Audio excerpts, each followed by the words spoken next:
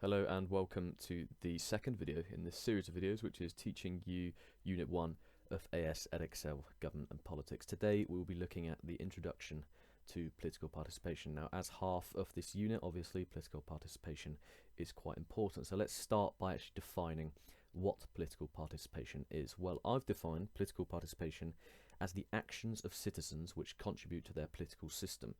Now, this can range from simply discussion and voting in elections themselves to standing for public office and taking active roles in pressure groups. Don't worry about that last sentence just yet, because there's some examples of what political participation is, and we'll look at that on some later slides in more detail. So, encouraging political participation. Well, there's really arguments from the left and the right here in recent years. Political participation is important. And it's important because by having an active populace in politics, we prevent tyrannical authoritarian leaders emerging. It's that sort of idea: if everyone stays silent, then bad things happen because no one's speaking out about it. So we've got the first sort of philosophy here, and that's David Cameron's Big Society, and it suggested that traditional state functions should be replaced by local efforts. So free schools are run by local charity groups, and that's certainly a big part of political participation. You know, he suggested this quite new idea and philosophy of big society. So that's worth mentioning if you get a chance to in the exam. And then from the left we have active citizenship. It's something that people tend to subscribe to anyway, really, and that emerged from Labour in the 1990s, and it proposed that the notion that political participation is the duty of citizens rather than simply a right, suggesting that all individuals should involve themselves politically on varying scales. So it could be anything from neighbourhood watch to environmental activism, parish meetings and things like that. So let's then move on to forms of political participation. What exactly is it, and what forms does it take? Well, it could be anything from being politically informed to joining and being active within the party. I'm not going to read them all out because you can obviously see it on screen. I would suggest probably making a mind map. I find that works best to learn all of these. If you're not going to learn all of them, at least learn a few of them. Really, really great thing to know just off the top of your head for the exam. So now that we've defined it and we know the forms it takes, let's look at measuring political participation. Well, the most obvious way to measure it is to look at actual turnout in general elections. It's lower than it was in the 20th century, but it has been increasing since 2001. We saw quite a low of 59.4% in 2001, but it has increased slowly and steadily to 66.1% in 2015's general election. And the EU referendum actually saw a very high turnout of 72.2%. That is quite a considerable increase on general elections. So following that, we can look at party membership. Now, that's a slightly more intense form of political participation, and it has been decreasing. It's been decreasing since about the 1950s, when Conservatives began to lose members rather rapidly. But in their recent leadership election, Labour saw, I think, more than 200,000 members join, so that is a sharp increase. So we're seeing somewhat of a pattern here that perhaps political participation is just changing rather than decreasing altogether.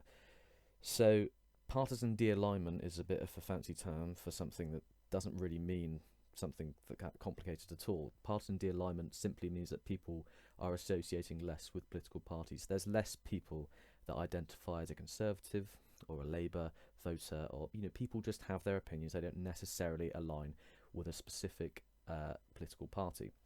But we can argue that that is a sign that political participation is decreasing.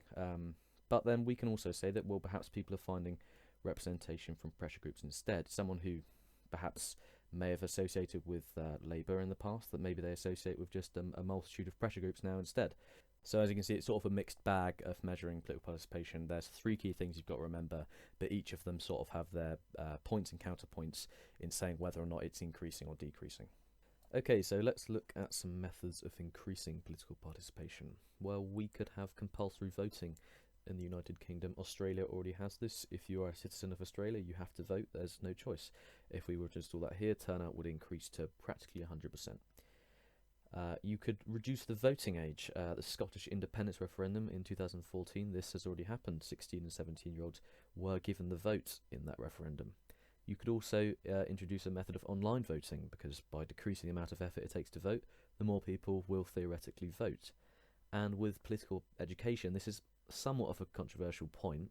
If you are to educate children from a younger age, let's say beginning of secondary school, if they're more politically educated, if they understand the electoral system, if they understand the views and values of different political parties, they'll be more likely to get involved and therefore more likely to vote when they're able to do so. And then of course we've got the two methods from the left and the right at the bottom.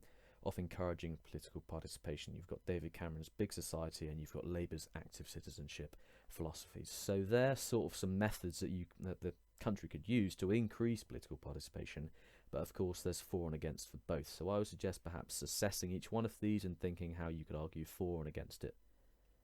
So that about concludes this video on an introduction to political participation. That should give you quite a broad knowledge of what exactly political participation is. The main things to take away from this video are how we measure political participation and how we can increase political participation, because they commonly come up asked as 25-mark questions in the exam. So make sure you really understand how to assess them, the for and against for each point, etc. And that's it until the next video. So thank you for watching, and if you found this video useful, then please give it a thumbs up.